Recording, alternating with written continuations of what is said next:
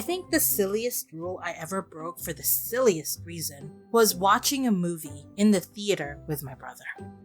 Let me set up the story for you adventurers. My brother and I both attended a strict boarding school in college when we were in the Philippines. The kind where dating is not encouraged, and if you must date, you have to submit a letter of permission from your parents to the dean of students, and if you must go on actual dates, you need to get a chaperone. Yeah, that kind of school.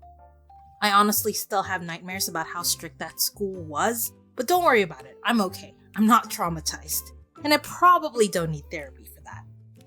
Anyway, back to the silliest rule I broke. One of the rules is that you can never go into the theater.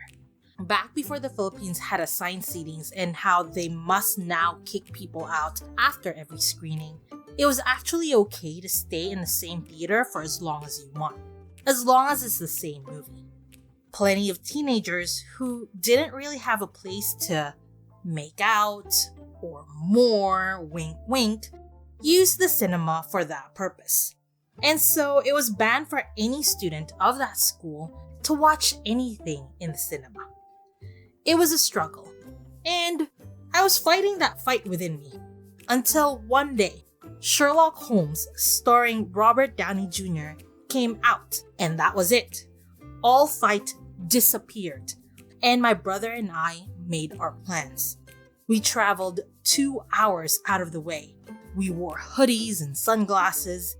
We looked like vagabonds, and we got away with it too. Now, what's the purpose of this story? Well, it's to illustrate the lengths I would go to for a good story.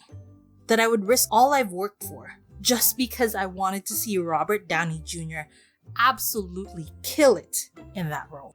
Classical Adventures for One is another example of the things I would do for a good story.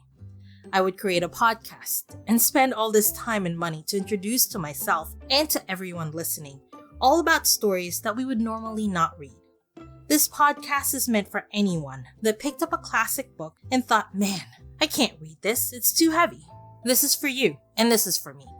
I'm here to make that exercise an adventure. Every 8th and 24th of the month, I will try to publish a 2-parter episode.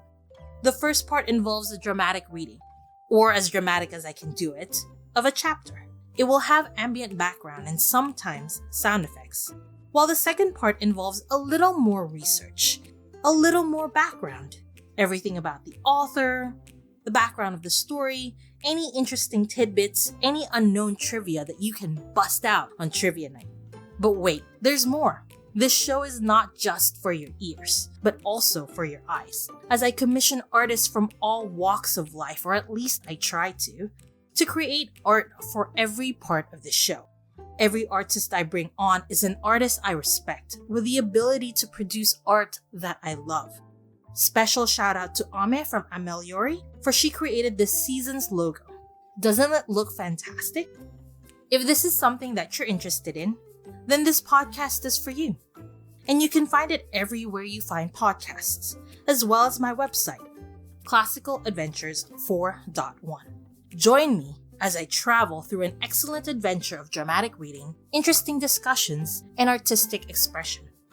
So, what are you waiting for? Let's go on an adventure!